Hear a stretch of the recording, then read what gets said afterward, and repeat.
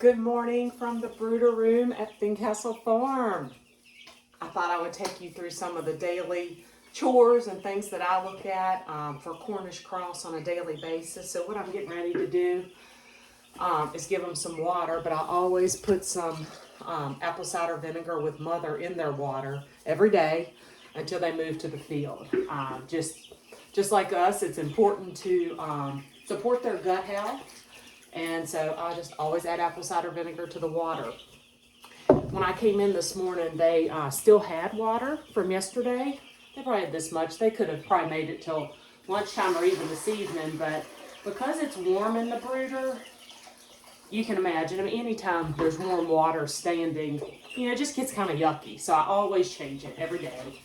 Right now, they're 1 week old today, or I've had them 1 week today, and they're getting rambunctious. And I'll go over and show you.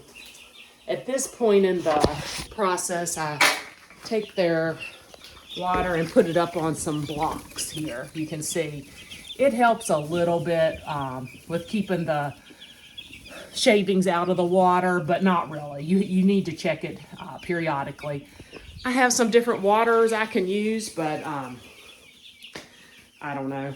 These just work well. That's why I used to see them all the time. You can see today I put in a elevated feeder. So I took a block of wood, screwed this metal feeder to it, just because otherwise the feed becomes just full of chips. This isn't going to help it, all the way, but it'll help it some. You can see, look, the bird's already up standing in it. So I thought I would show you this little guy. See him standing over there? There he is. Kind of run of the litter. There's always one or two that are so small. It worries me to death. There could actually be two in this brooder. See them standing there together. We've had it so, they just end up being small chickens. There's nothing you can do about it. They're healthy. They just end up being like 3.5 pound chickens at the end. But I always keep an eye on them, especially if you start adding height to your waters or feeders in the field. You just have to watch it. If you weren't watching your chicks and didn't know you had 2 runts, you put in waters that are high up and they can't get to their water. So that's why you need to watch them. Over here in this brooder, I've got a guy, little one, let me find him, that lays with his leg out. Let me see if I can find him. This might be him right here. He can walk fine, but he lays with one leg out. That tells me we may have some issues later with the leg, just because legs in Cornish Cross are always somewhat iffy.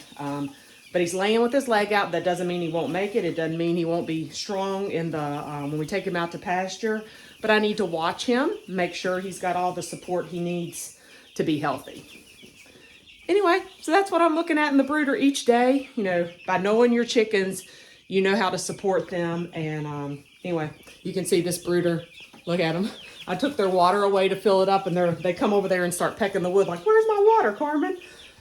So yeah, there they are. They're sweeties.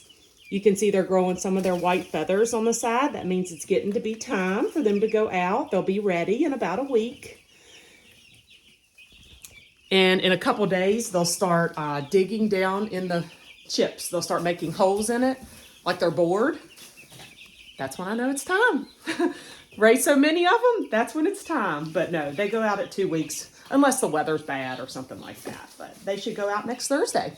So anyway, just some things we're looking at, why you should watch your chickens and really know them. I know in a big poultry operation, you can't do that, and that's why you have more losses. Here, it's smaller. We can support them with their needs. Actually, this guy right here might be the guy with the leg.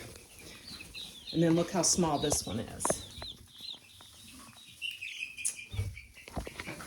So I may have 3 runts of the litter this time. Anyway, hope you found it